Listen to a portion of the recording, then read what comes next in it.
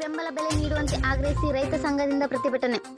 ಹೌದು, ಹುಕ್ಕೇರಿ ನಗರದಲ್ಲಿ ಕರ್ನಾಟಕ ರೈತ ಸಂಘದ ವತಿಯಿಂದ ರೈತರು ಬೆಳೆದ ಬೆಳೆಗಳಿಗೆ ಬೆಂಬಲ ಬೆಲೆ ಘೋಷಣೆ ಮಾಡುವಂತೆ ಆಗ್ರಹಿಸಿ ಕೋರ್ಟ್ ಸರ್ಕಲ್ ಬಂದ್ ಮಾಡಿ ಪ್ರತಿಭಟನೆ ಜರುಗಿಸಿದರು.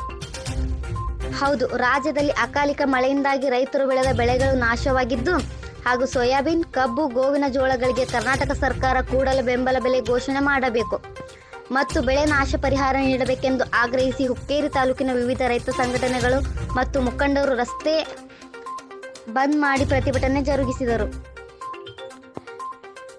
ರೈತ ಮುಖಂಡರು ಮಾತನಾಡಿ, ರಾಜ್ಯದ ಸಿದ್ದರಾಮಯ್ಯನವರ ಸರ್ಕಾರ ಮತ್ತು ಅಧಿಕಾರಿಗಳು ರೈತರನ್ನು ಕಡೆಗಣಿಸಿ ಬೇಕಾಬಿಟ್ಟಿ ಐಷಾರಾಮಿ ಆಡಳಿತ ನಡೆಸುತ್ತಿದೆ. ದೇಶಕ್ಕೆ ಅನ್ನ ನೀಡುವ ರೈತರನ್ನು ಕಡೆಗಣಿಸಿದರೆ ಮುಂಬರುವ ದಿನಗಳಲ್ಲಿ ಅನ್ನಕ್ಕಾಗಿ ಹಾಹಾಕಾರ ಜರುಗುತ್ತದೆ ಎಂದು ಎಚ್ಚರಿಸಿದರು.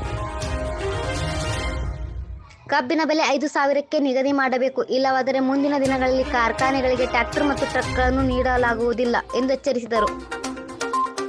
ಸ್ಥಳಕ್ಕೆ ಹುಕ್ಕೇರಿ ತಹಸೀಲ್ದಾರ್ ಬಲರಾಮ್ ಕಟ್ಟಿಮನಿ ರೈತರೊಂದಿಗೆ ಚರ್ಚಿಸಿ ರೈತ ಮನವಿಯನ್ನು ಸ್ವೀಕರಿಸಿ ಸರ್ಕಾರಕ್ಕೆ ಮನವಿ ತಲುಪಿಸುವ ಭರವಸೆ ನೀಡಿದ ನಂತರ ಪ್ರತಿಭಟನೆ ಕೈಬಿಡಲಾಯಿತು. ಈ ಸಂದರ್ಭದಲ್ಲಿ ಹಲವಾರು ರೈತರು ಮುಖಂಡರು